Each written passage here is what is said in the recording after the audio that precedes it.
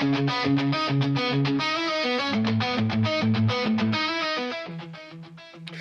welcome everyone to PopCultX episode 182. Once again, it's myself, Gabriel, and Danny, your host of PopCultX, pop culture from a Gen X point of view. Let's go ahead and get into it. Danny, how are you? I'm doing good, doing good. Some crazy weather up here in Las Vegas this past few days. The thunderstorms, the wind, the dust storm warnings, and I see videos of like the power lines falling down. It's like, Oh, wow, that's why I lost power. that's crazy. Yeah, it's been pretty wild. But other than that, watching the wild weather, everything else has been pretty tame, I guess, Yeah. which is good, I guess, in a way. There is a lot of pop culture stuff that we can go through real quick and a little lightning flash around if you want. With the main thing that happened today, as when are we recording this? So July 2nd, 2025. I think the Diddy verdict came back. Yeah, it did. Yeah. And much to the chagrin of a lot of people, I believe.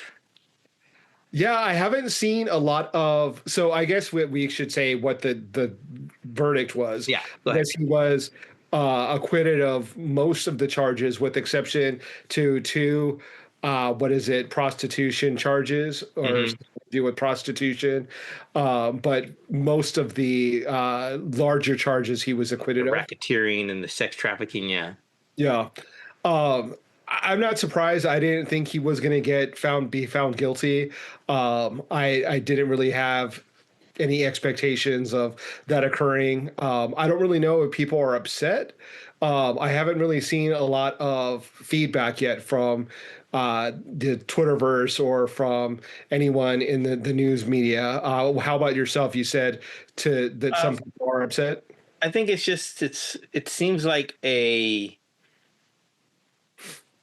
guess people, well, he just got a slap on the wrist for everything that he was accused of, right? And all the stuff that the evidence was pointing towards, I guess. So it seems like a lot of people, from what I've seen so far in the Twitterverse, whatever you want to call it, is that it was like he got away with it, got away with stuff.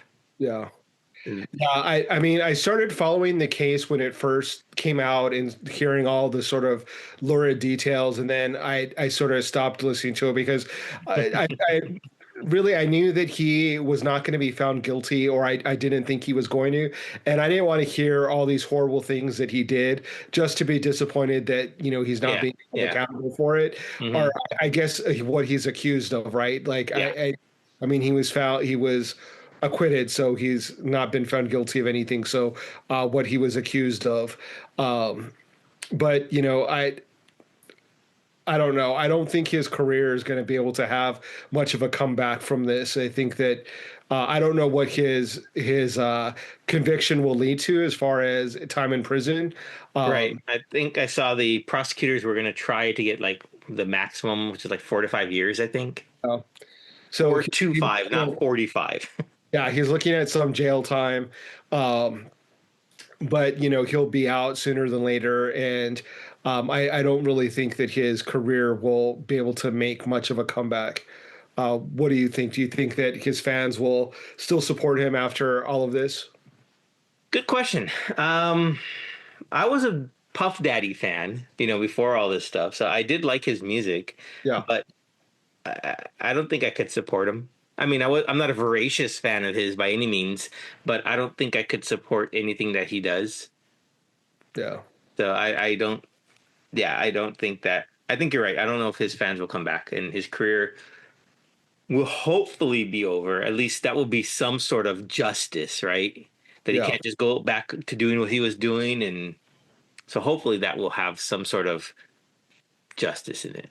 Yeah, yeah.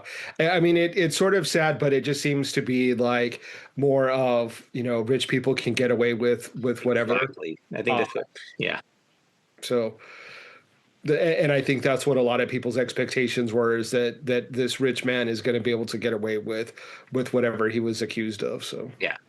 Yeah, and that's what I guess bothers me the most is that you have money, you can do whatever you want, and that's just not right. yeah. until I get all the money I want. Then I can do whatever I want. Yeah. Speaking of all the money in the world, the other thing that happened recently is the Bezos wedding Yes. spectacular in Italy. Um, One of the most extravagant, I guess, weddings that has occurred in recent times. Millions of dollars being spent, Mm. lots of media attention, a ton of famous people in attendance, which was I was kind of shocked of because I assume that when you're, I don't know what he is, what one of the top three richest men or Probably, yeah. two richest men in the world, that you would have a lot of famous friends, but I didn't think that he would have friends that of some of the people that were attending, like Orlando Bloom. Like, how did he become friends with Orlando Bloom? Are they friends, or is this like, hey, come to my wedding? Then that way you can say, guess who was at my wedding? That's the thing that's weird. So like, is it him and his wife? Like, were they just inviting famous people to be like, oh, look, they're going to be at our wedding and we can say these people were in attendance? Or Mhm. are they really like acquaintances of theirs? And do they actually know these people? Because it seems weird. Like you're just paying for your you're paying for famous friends. Yeah, I don't know. I mean, right here, like Oprah was there, Bill Gates was there, the Kardashian clan, right? So Yeah. it's like, what are they doing it just for the clout, or do they have any sort of deeper connection with those people? I don't know. Yeah, it's really weird. I know Rosie O'Donnell kind of went on a rant and um, was kind of saying negative things about people in attendance, like Oprah, and how it was a disgusting display of like wealth and things of that nature. I thought it was weird that these random famous people were coming as like the Kardashians. Like, how do you know Kim? Like, I don't know. It just seems really odd. Like, I would feel super uncomfortable if I was famous and I got an invitation to a wedding to someone who I don't know. Like, Hmm. I would just feel Hmm. like I was being really used and, just for my fame. Yeah, But then on the other hand, they're like, this is going to be, an incredible event. I have to be there. yeah, So weird. yeah. It was like what I see, a $50 million price tag on the wedding or something like that. Just So crazy. So it was like it got a lot of the activists heated up because A, the price tag, right? All that Yeah. money could have been spent elsewhere doing good for humanity. And Right. B, all the climate change activists were heated up because all those rich people flew in on private jets, Hmm. right? So, and all the people who claim to be for the environment, here you are using a private jet to go to a billionaire's wedding. So it's like, Yeah. okay, so you're not putting your money where your mouth is, or whatever the saying may be for that. Yeah. Yeah, it was just a weird thing. I don't know. I mean, I guess with that amount of money, you can buy the media attention, you can buy the celebrity friends, you can buy anything that you want, really. Mm, true. Yeah, I guess it's worked out for all those billionaires so far. Yeah, and which is weird is like, I mean, I'll never know what it feels like, but imagine being a billionaire, right? And you're sort of a nerd, and you don't have these famous friends, and you know that you can just buy them. Wouldn't Hmm. that feel incredibly like hollow? Like Right. Yeah. it would be like meaningless that you know that you just bought them. Right. I think of what's that guy from The Simpsons who was like the rich guy, right? Mr. Burns? No, no, no, no. The other one that was in love with Marge. Oh, Artie? Already, yeah, right. He bought all like his friends and everyone, right, to go be with him. He didn't have any friends, but he paid everyone. So that's what it reminded me of. Yeah. Uh, Yeah. Very weird. Yeah. But I'm sure the photographers that were there were getting some great shots. I mean, everyone dressed to the thousands, not just the tens, the thousands, and to be able to be there in that capacity must have been something else. Yeah, it was definitely a sweet gig for the team of photographers that were probably hired to shoot the wedding. Like you said, not only to have access to that amount of celebrities and rich people, but I'm sure it was a beautiful spectacle as well. Yeah, and the location I think was just probably very scenic. I mean, just like you said, to have access to all those celebrities, imagine how much further that could amplify yourself and your career as a photographer. Just to Yeah. be like, yeah, I shot that. That's mine. Yeah. Yeah. Which It would be pretty cool. That's for sure. yeah.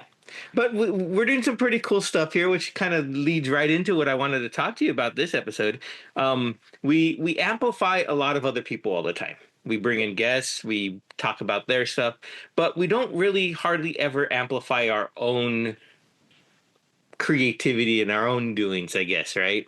Yeah. So we mentioned that we're both photographers, but we don't really talk about it that much. So I wanted to spend some time and let's rant a little bit or vent or build up or do what we will about our photography. So I know we're both similar styles. We both do a lot of portraits, anything with people, of course, anything that catches our eye really, but Yeah. to give our viewers or audience a little bit of a better breakdown of what you would describe your photography style as. Well, I'm kind of somewhat all over the place because I have different subjects that I shoot. So I famously have more than one Instagram profile for for the subject matter that I have. But for the purposes of this conversation, let's go ahead and go with my like family friendly photos that I posts that are rated PG or whatnot. So that is my I guess the bread and butter of what I do. My headshots, my family portraits, my weddings, my baby shots. Those are the things that I do. I like to think that my work is very colorful. That I do a good job of capturing the personality of the subjects. That I work hard to try to make them feel comfortable and let them shine as Mhm. their individuals. I do a lot of coaching when it comes to posing. I don't just stand there and shoot whatever the subject does. I like to be an active participant in what's going on. So I do tend to coach the person in posing, but I like to get to know the subject so that I know what's going to feel natural for them and what's going to look natural and what they're going to be comfortable doing. Very Uh, cool. yeah, but that's pretty much in a nutshell what I do. With my photography. I certainly I do other stuff that's not PG-13. That uh, I do some travel photography that is more like architecture, landscapes, things of that nature. So I've got some other things that I work on as well. But as far as my main source of photography, that would be the family stuff. And for those watching, you'll see it right there on the screen what his Instagram handle is, and that's for those not watching, it's Sotomayor Photo. And that's also his website, right? Sotomayorphoto.com. So Also, my website, also on Patreon. If anyone wants to be a patron of a struggling artist or starving artist or whatnot, I've started a Patreon that tell us people more about can, that. What is that? yeah, people can subscribe to the Patreon.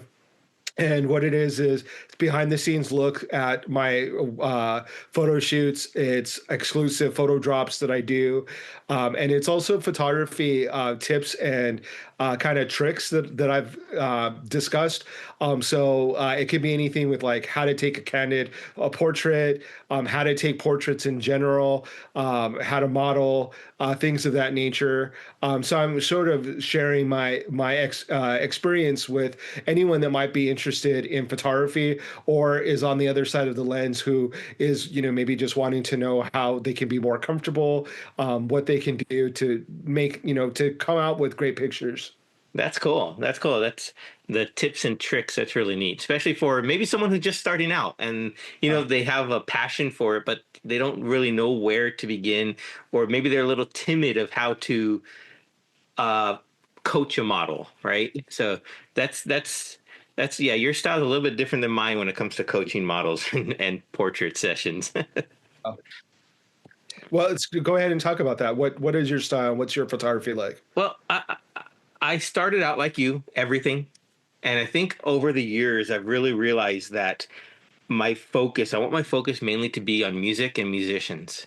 Okay. That's like my passion is like spending time with musicians, getting to capture their essence, their sound through still photography Mhm. is just, it's just, I just like light up when I even talk about it or when I'm doing it. It's just like it means that much to me. I mean, portraits are great. Family portraits are great for those if you like it.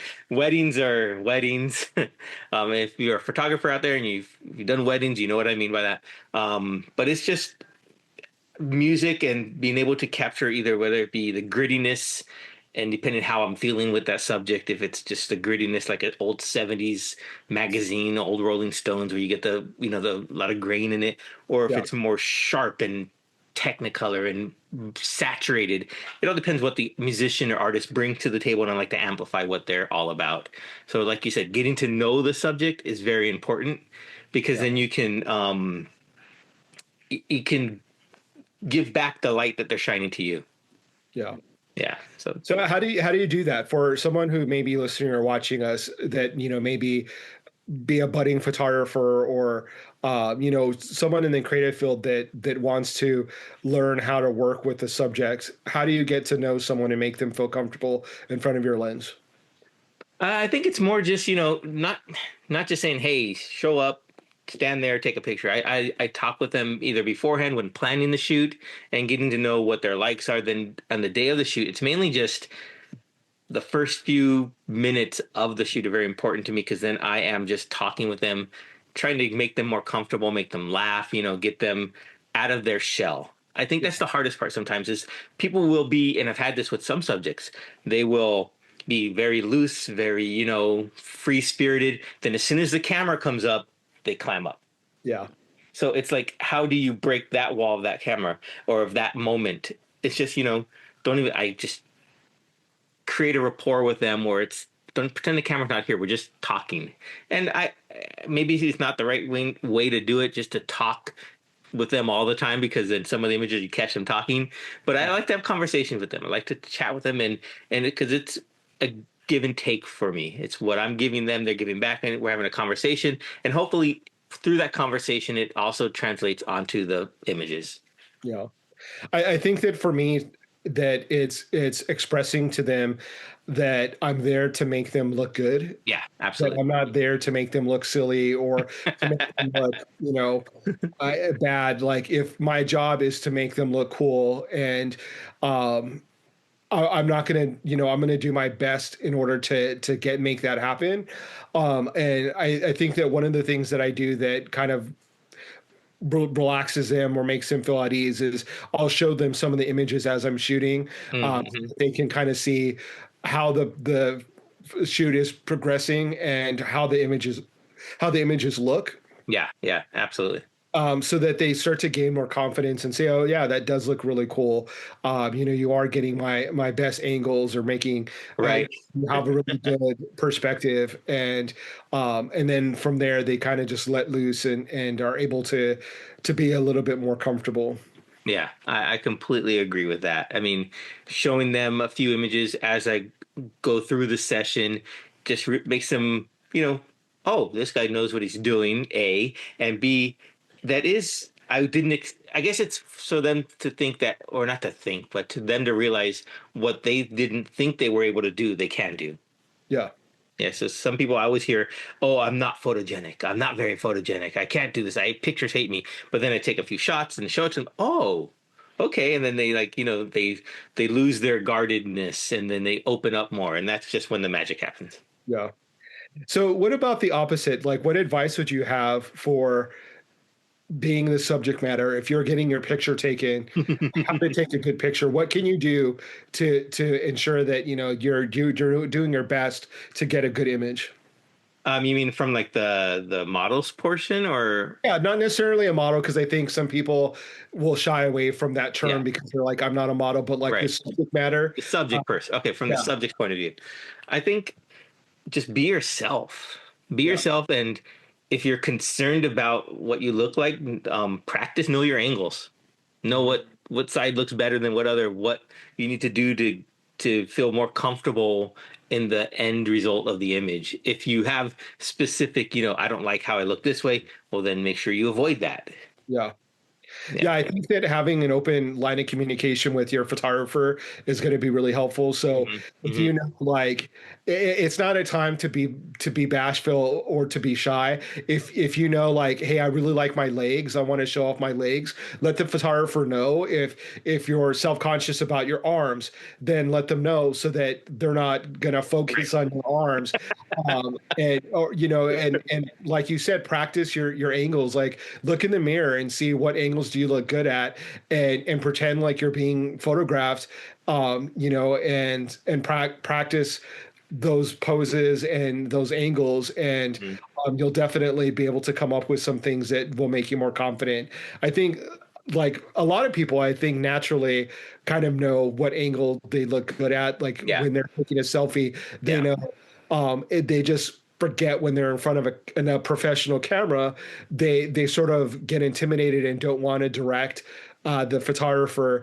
Not everyone. Sometimes you have a person who's very confident and will let you know what they want, but sometimes you have people that are shy and don't want to direct the photographer. But I say, by all means, like, let me know what you want, because we want you to look your best and want you to be as confident as you possibly can be. Yeah, absolutely. I think communication is key. I had a subject, a bride once, that hated the arch in her nose, Uh-huh. but I was getting some awesome like side profile shots, but I didn't know that at the time. She tells Yeah. me afterwards, "Oh, I hate that part of my nose." It's like, well, if you'd have told me, I would have adjusted you so that it wouldn't get there, because there were some awesome, backlighting shots that were just great, but I had to Photoshop them to make them where she was happy with them, which could have been avoided if she had just told me. But Yeah. I think for myself and directing the subject or the model or the musician, whoever, I tend to not say as much, I guess. Mhm. I mean, when I see something I like, I'll tell them to stop or I'll direct them in slight micro adjustments. Yeah. But I really want them to be comfortable with how they're situated, whether it be in the moment or whatnot. And then if I see something, oh, go back to that or go do this, or I'll just move around. And whenever I see the light, that's what really I like to focus on, the light, whatever the light tells me, and Yeah. then I'll stop them and I'll work from there. Yeah. A little different than yours. Yeah, I think I tend to be maybe a little bit more vocal, and try to direct as much as I can, because I'm seeing what they look like, right? I'm Yeah, seeing yeah, what the scene is, yeah. Hmm. whereas they don't know. So if they're doing a particular pose and I see, like, okay, your hand looks really awkward, Yeah. Okay. as Yeah, I opposed get that. to, Yeah, of course. you know taking the image and then having this awkward looking hand, letting them know in the moment, like, okay, let's stay the pose that you're at, but let's adjust your hand because your hand looks awkward, or Yeah. it's giving a weird image. And also, I like to have control over certain aspects of the image so that I know that I'm going to get the end result that I want. Hmm. When it comes to really creative people, like, dancers or performers or musicians, like you're saying, sometimes it is good to just kind of stand back and let them do their thing and kind of capture the moment as they're Yeah. performing, so it is authentic to their own artistry, and you're like more documenting Yeah, that's true. their That's artistry. yeah, that's true. How long has it taken you to get to that point where you feel comfortable directing more of the session?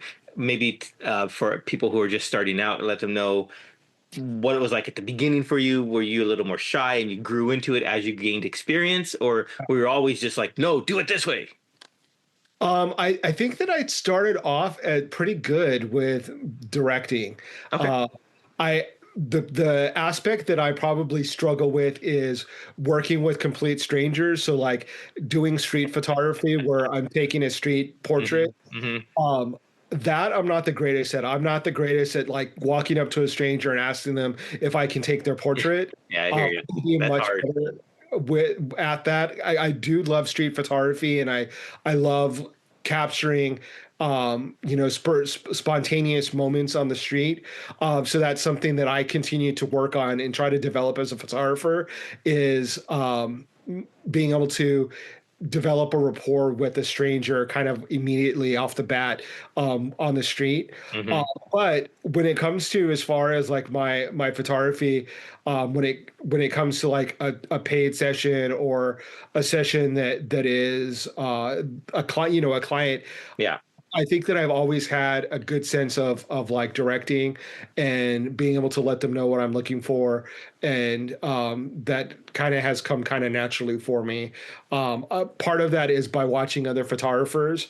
Um, I grew up, watching documentaries on photographers like Helmut Newton, Annie Leibovitz, Herb Hmm. Ritts, and kind of emulating the way they speak to their models, always being very respectful, directing them in a way that makes the image look great. Um, and so I think that I try to emulate that in a way, and really try to develop that skill as I was coming up. Very cool.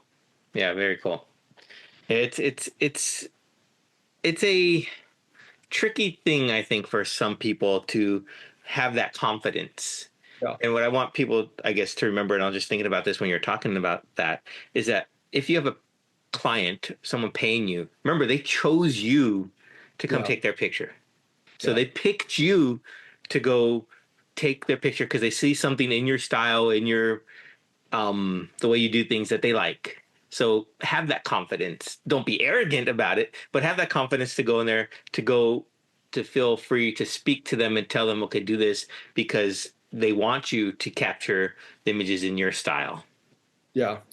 Yeah, and I think that for, if we're speaking to a photographer that's starting out, or we're giving advice to someone that is looking to gain experience in that area, I think that respect goes a long way. Like, always be respectful to the Hmm. people that are posing for you, because it does take a lot to be in front of a camera and to be confident, and to expose yourself in a way, Yes. that it could be, if you're doing documentary photography and you're documenting someone in a really vulnerable moment, it's really brave of that person to be able to expose himself in that way.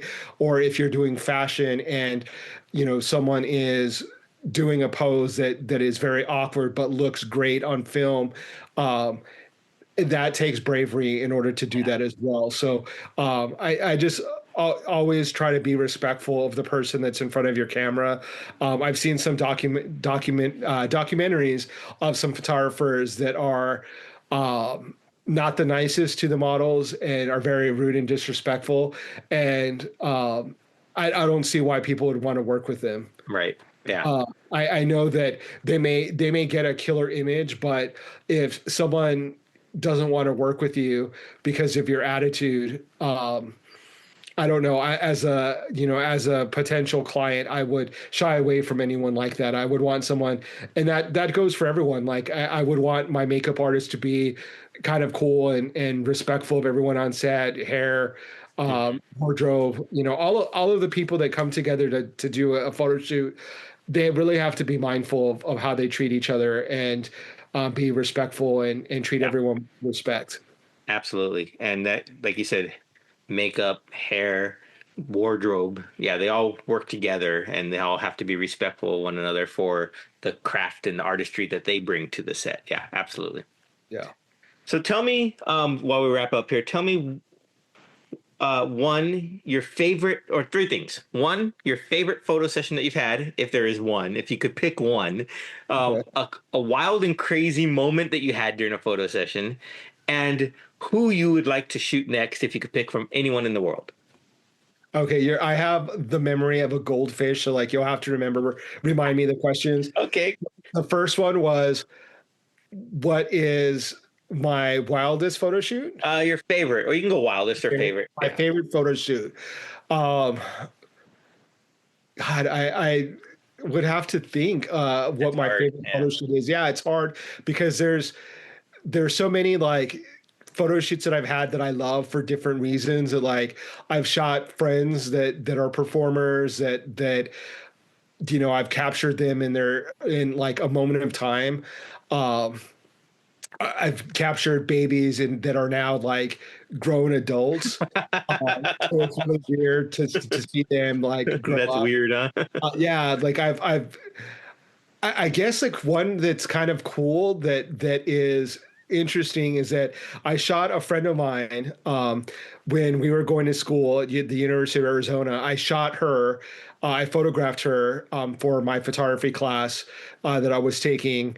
Fast forward to 20 plus years later, I photographed her daughter for her high school Oh wow, senior that's cool. portrait. Okay. Then I photographed her second daughter for her high school senior portrait. So I pretty much have shot like like two generations of Yeah. family members for my friend, and almost at the exact same age. So it's really cool to kind of see, to have that relationship with this friend that, not only did I take pictures of her, but then she entrusted me to take pictures of her Mhm. daughters. So That's that's cool. really cool. So I would say that maybe that's probably one of my favorite shoots.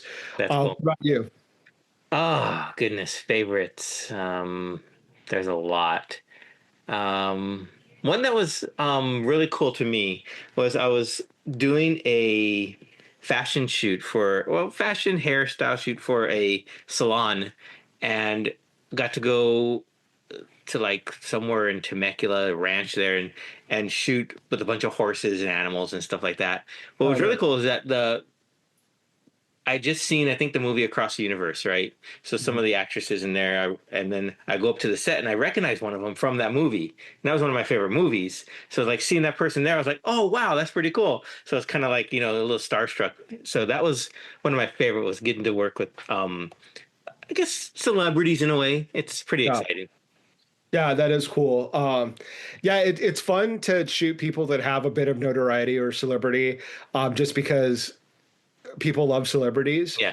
And so when you have someone who's famous in your portfolio, that sort of draws added attention to your work. So yeah, that Yeah. definitely is fun. What was the second question? What is the wildest thing that's ever happened to you on a photo shoot? Or during your session, I guess. Not, maybe not to you, but around you, or that could have interrupted up your session.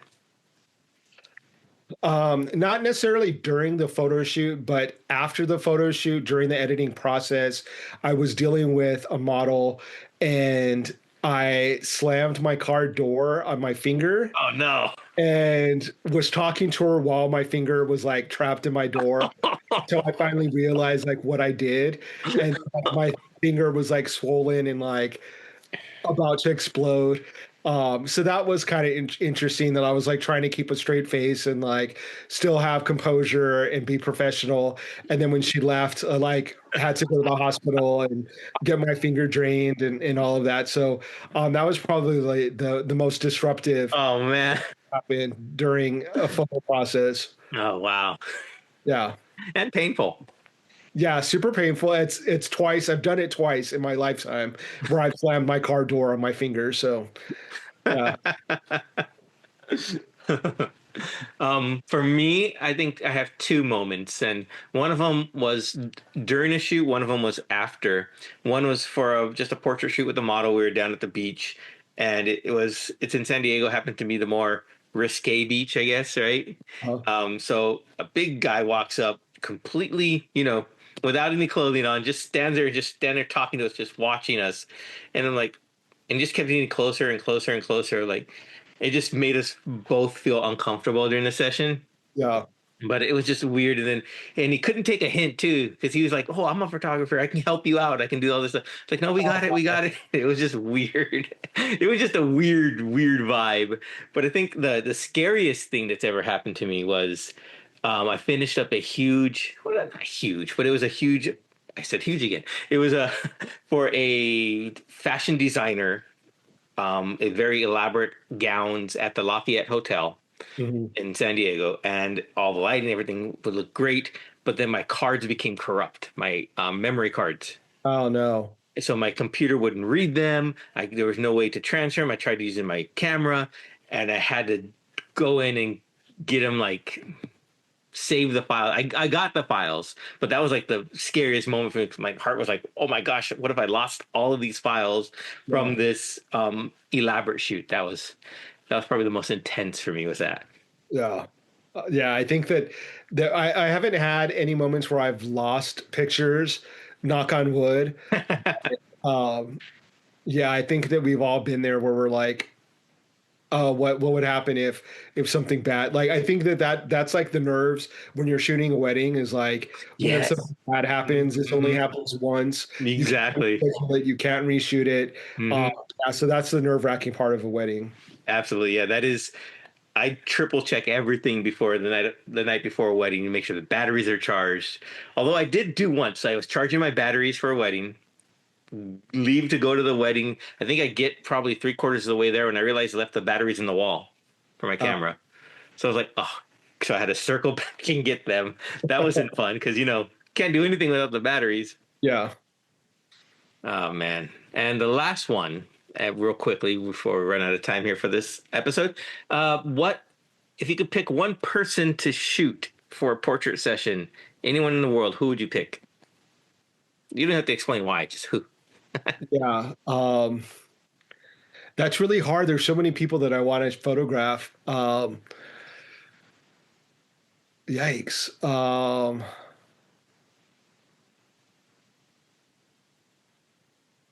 Let's say Naomi Campbell. Okay. Yeah. Just because I'm thinking of like versatility, like we could do so many things. Like Yeah. I could shoot her natural, I could shoot her made up, I could shoot fashion, I could shoot, I mean, literally anything that we, Anything. Yeah. yeah, Absolutely. and she would look incredible. So, yeah, I would say maybe Naomi Campbell. Very cool. Mine is going to be kind of out of left field because it's the first person that popped into my head when I was thinking about this, and that would be Pedro Pascal. Pedro Pascal. Okay. I don't shoot actors that much as I used to, but I Yeah. think he has such a distinct look and versatility like Naomi Campbell that I think we could put off a lot of cool images. Yeah, he's definitely really cool and interesting. He would be on my list as well if I were to want to shoot like famous actors. He Mhm. definitely would be on the list. Very cool. There you go. So Naomi or Pedro, you hear that? Reach out to us. Yeah. Yeah, I'm sure they're listening to our podcast, so Yes. making Well, it happen, just give us a call. maybe. So I got this right real quick before we close up. I got an email today, I think it was, from some called millionpodcast.com. I don't know, never heard of it, but we're like on their top 100 of pop culture podcasts. Huh. So clicked on their link, and I think we're like number 45. So, Wow. hey, that's not bad. Yeah. But kudos to us as Yeah. we march toward episode 200. Kudos to us for being number 45 on millionpodcast.com. It's hey, at least someone recognizes us, right? Yeah.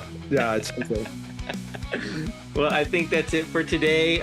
Thank you, everyone, for tuning in, for subscribing, for liking, for following, and we'll see you guys next time. We'll see you.